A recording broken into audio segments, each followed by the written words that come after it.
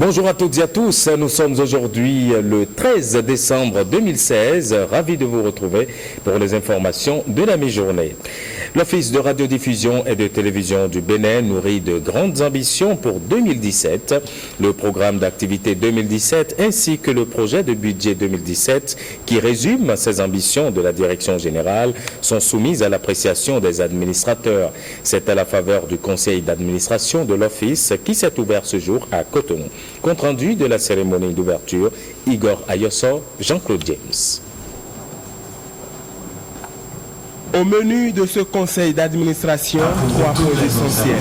Examen du programme d'activité 2017, examen du projet du budget 2017, sans oublier les divers.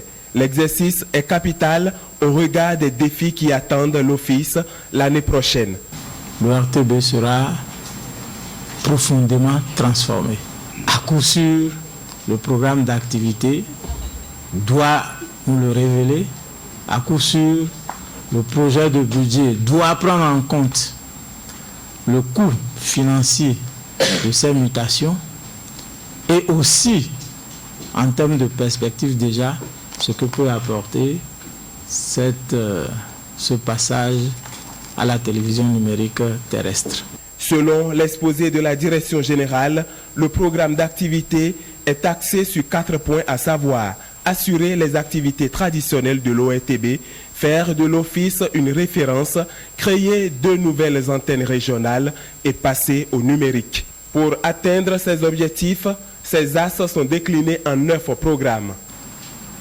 Le programme 1 a trait à la direction générale, le programme 2 à la gestion des ressources humaines, le programme 3 à la gestion financière et comptable, le programme 4 à la gestion des relations publiques et du marketing, le programme 5, la gestion des programmes radiodiffusion, le programme 6, la gestion des programmes à la télévision, le programme 7, le développement de nouveaux médias, le programme 8, la numérisation et la gestion du réseau technique, et enfin le programme 9, la gestion de la direction régionale de l'ORTB à Parakou.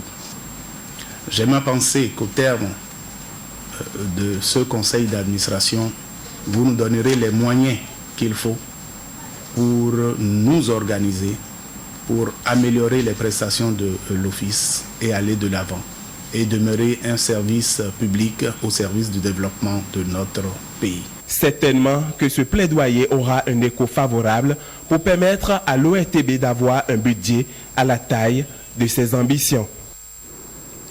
Rentrée judiciaire à la Cour d'appel de Parakou, les animateurs de la juridiction réunis autour du ministre de la Justice, garde des Sceaux, ont sacrifié à cette tradition judiciaire. La cérémonie marque officiellement le démarrage des audiences pour le compte de l'année 2016-2017. On fait le point avec Alexis Assoba et Federba Agbado. C'est parti pour une nouvelle année judiciaire à la Cour d'appel de Parakou. Un moment solennel pour jeter un regard critique sur les activités menées et faire des projections pour l'avenir. Quelle réforme pour quelle justice? C'est la thématique développée au cours de cette cérémonie. On constate curieusement que les magistrats du parquet reçoivent parfois à l'entame et au cours des enquêtes des instructions de la chancellerie visant à conduire la procédure dans un sens ou dans un autre. Il est urgent, dans un premier temps, d'envisager la réforme constitutionnelle et la réforme du statut de la magistrature à travers lesquelles la séparation du reste du pouvoir judiciaire de l'exécutif sera une réalité et l'autonomie financière consacrée. Le patron de la justice béninoise est partisan de ces réformes. Cependant, il revient sur certains préalables indispensables à l'obtention d'un pouvoir judiciaire fort et impartial. Quand on a déterminé l'objectif, quand on a déterminé les finalités, il faut en déterminer les moyens et donc les solutions de réforme. L'objectif, la finalité, c'est d'avoir des services judiciaires de qualité. C'est d'avoir des juges qui sont très bien formés. C'est faire en sorte qu'il y ait au sein de l'État un pouvoir judiciaire qui protège les citoyens. Les défis à relever pour une justice épanouie sont énormes. Le ministre garde des Sceaux rassure quant à la détermination du gouvernement à satisfaire les besoins afférents au secteur judiciaire. Restons à Parakou pour annoncer que les anciennes résidences des magistrats du tribunal de première instance de première classe de Parakou seront rasées. En tournée dans le Septentrion, le ministre de la Justice a fait halte sur les lieux et puis il a été on ne peut plus clair. Il était accompagné du préfet du département du Borgou ainsi que du procureur général près la cour d'appel de Parakou. Alexis Sassoba, Fédère Bagbado. Un site délaissé, des résidences abandonnées depuis de longues dates. Ces bâtiments affectés au personnel magistrat du tribunal de première instance de première classe de Parakou ne sont aujourd'hui que ruines, donc source d'insécurité. C'est un site qui est abandonné déjà depuis quelques années et qui suscite beaucoup de remous dans la ville parce que chaque jour que Dieu fait, les matins, vous entendez les grogneurs, comme on le dit, et déplorer et dénoncer donc, la situation qui prévaut sur ce site-là, parce que c'est un site qui pratiquement sert de refuge aux divorcés sociaux et un site qui, ma foi, est surtout en plein centre-ville. La première mesure, c'est la mesure de la sécurisation et pour renforcer la sécurité des lieux. Et cette mesure passe sans doute par le rasage de certains bâtiments. Et on va préserver les arbres, mais on va raser tout ce qui est infrastructure et placer le domaine sous contrôle. Il est possible que nous y édifions le siège du tribunal de commerce. Dans les mois à venir, ce domaine présentera un nouveau visage, promet le ministre de la Justice. L'ONG AFED reçoit du soutien financier. Elle a reçu du Fonds national pour la promotion de l'entreprise et de l'emploi des jeunes, FNPEJ, une bonne enveloppe financière. La cérémonie de remise de chèques s'est déroulée au siège de l'institution à Cotonou. Compte rendu, Blaise Adanko. Signature de paraphe, remise de chèques, le FNPEJ, Fonds national de promotion de l'entreprise et de l'emploi des jeunes, promeut l'entrepreneuriat. Ce chèque d'une valeur de plus de 133 millions confié à la FED Finance va permettre le financement de 48 projets de jeunes dans les départements de l'Atlantique et du littoral. Au nom des jeunes bénéficiaires, je vous dis merci. Parce que sans vous, cette opération, cette activité ne pouvait pas avoir lieu. Et sans vous, nous sommes dans l'incapacité de financer ces jeunes. Donc, merci pour votre disponibilité à accompagner le FNPEJ, à accompagner la jeunesse béninoise désireuse d'entreprendre. Merci pour toutes les diligences que vous avez bien voulu faire en un temps record. Je voudrais juste dire à ces jeunes de bien vouloir nous aider à relever le défi qui est un défi commun. La ligne de crédit qui est mise à leur disposition, nous sommes là seulement pour jouer le rôle d'intermédiation financière et le rôle d'intermédiation sociale en leur faveur, qui nous aide à toujours garder notre blason, qui nous aide à les aider également pour que le FNP puisse continuer d'avoir confiance non seulement à eux, et nous qui sommes aussi intermédiaires à leur place. Le FNPEJ ne compte pas s'arrêter à ces deux départements. L'initiative va bientôt s'étendre à d'autres contrées du Bénin. Et pendant ce temps, la jeunesse de Tofort, réunie au sein du mouvement pour le développement prospère, a tenu ses premières assises ce dimanche, occasion pour les jeunes de mettre en place leur bureau exécutif par arrondissement. L'objectif de ces regroupements est de travailler pour l'épanouissement des jeunes et pour l'unité entre les filles et fils de la localité. On fait le point avec Francis Faton et Cécile Ondé. Ils sont plus que jamais déterminés. Ces jeunes de la commune de Tofort veulent œuvrer davantage pour le rayonnement de leur localité. Venus des 10 arrondissements de Tofort, ils entendent travailler ensemble pour une amélioration de leurs conditions de vie et celle des populations. Nous voulons nous prendre en charge, nous, le moment opportun. Notre action a pour un seul but, de contribuer à instaurer l'union, la paix et des relations dynamiques entre toutes les couches. Et nous restons convaincus que c'est par ce genre d'initiative où tous les jeunes se retrouvent que nous parviendrons ensemble au développement. Initiateur de ce mouvement, Eric Akouté, fils de Tofor, réaffirme son engagement à mettre son expertise en entrepreneuriat agricole au profit des jeunes. Nous devons donc montrer notre détermination, notre capacité intellectuelle, culturelle et sportive au service du développement.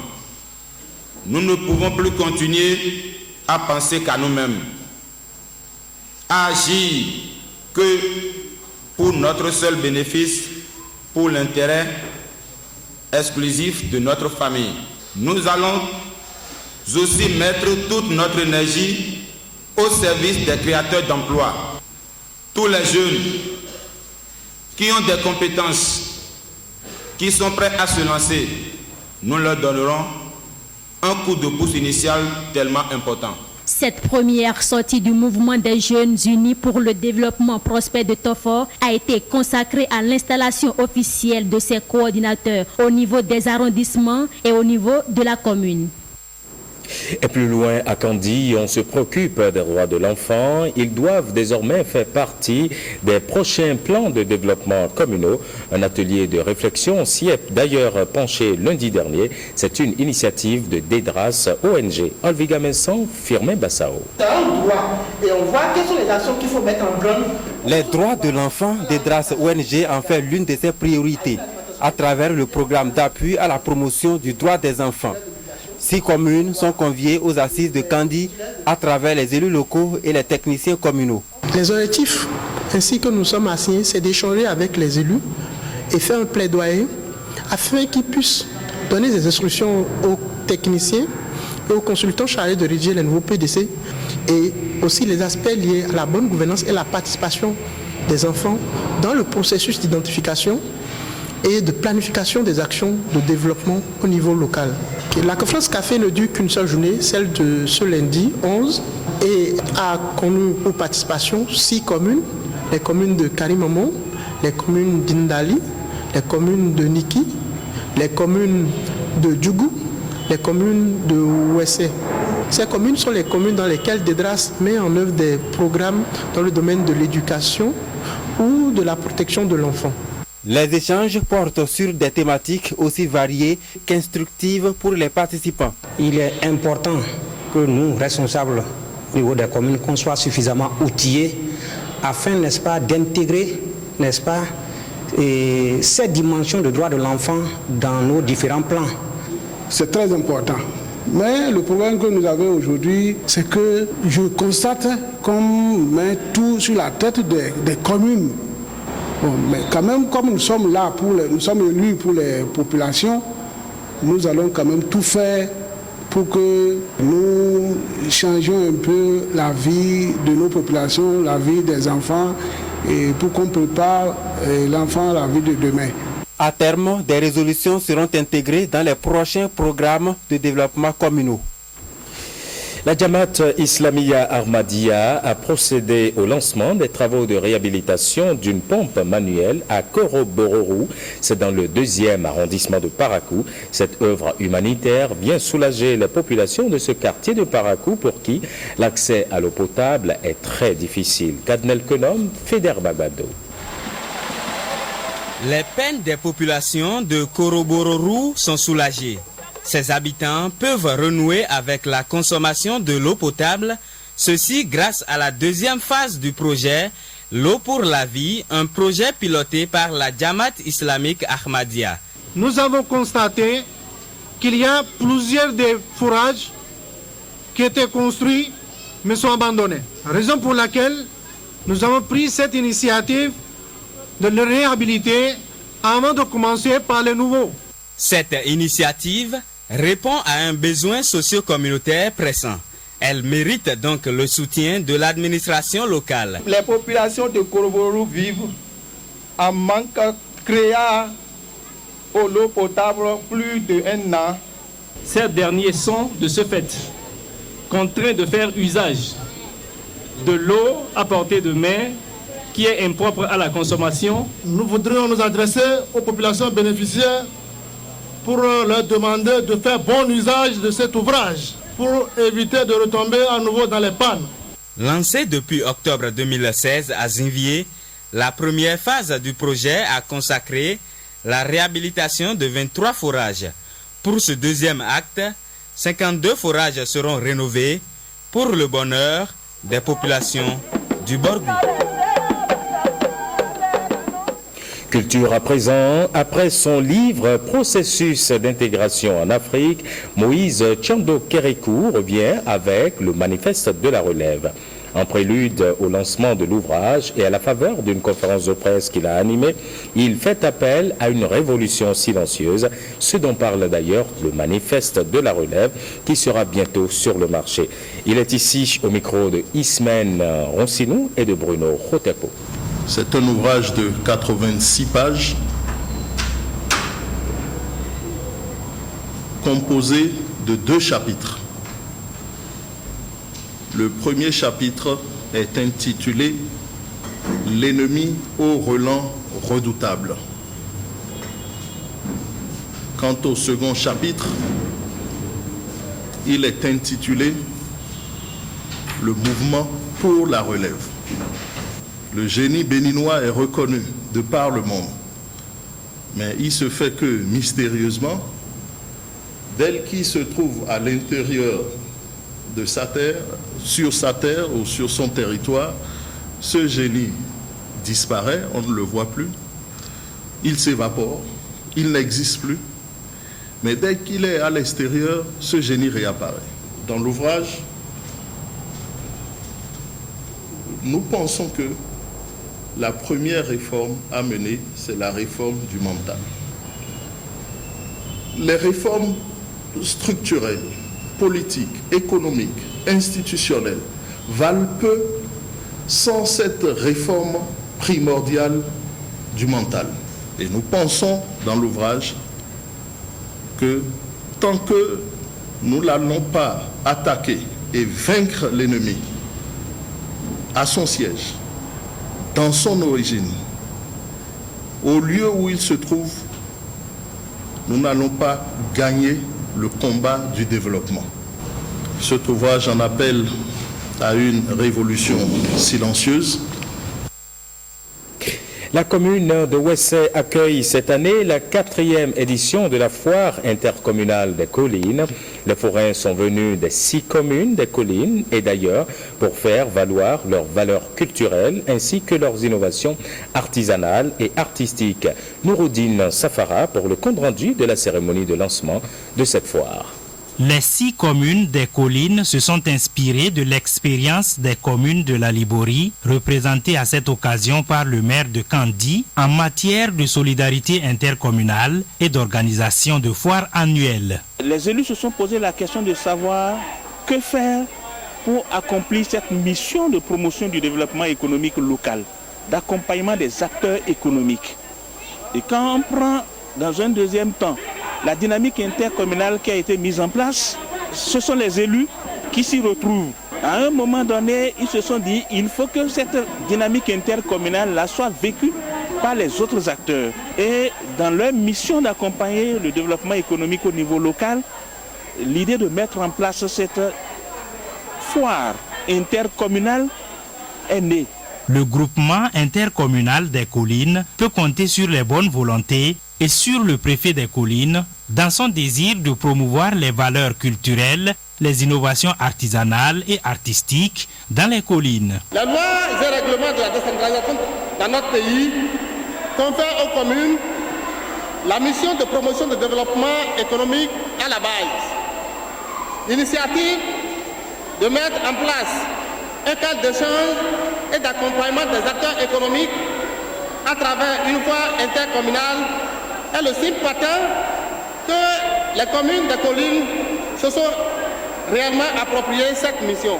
Je voudrais rassurer tous les acteurs de notre intercommunalité que les dispositions sont prises pour que la fête soit effectivement belle. Les forains ont 8 jours pour faire de bonnes affaires. Ils ont également la possibilité de suivre les animations culturelles et sportives prévues à cet effet ou des conférences-débats sur plusieurs sujets d'intérêt.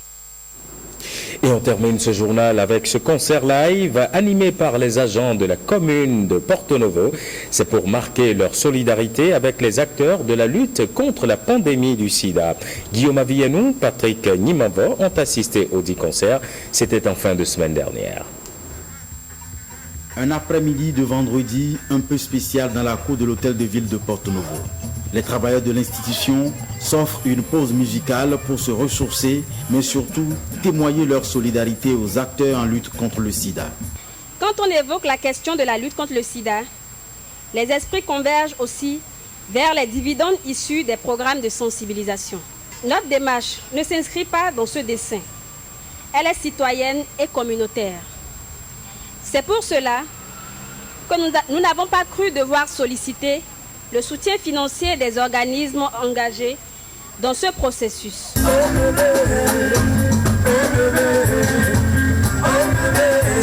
L'événement n'a certes pas bénéficié du soutien des organismes officiels, mais reste positivement apprécié des autorités de la municipalité.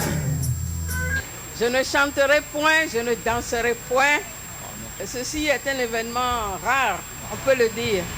Et c'est vraiment à l'actif de tous les agents de la ville de Porto Novo, particulièrement à celles et ceux qui ont souhaité s'associer à l'initiative.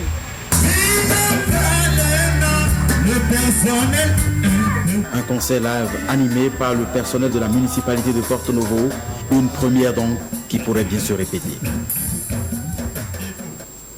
Et voilà qui referme cette édition. Merci à toutes et à tous de l'avoir suivi. Prochain point de l'info sur l'ORTB, c'est bien sûr tout à l'heure à 16h30. Mais l'info, c'est en continu sur notre plateforme, le www.ortb.bj.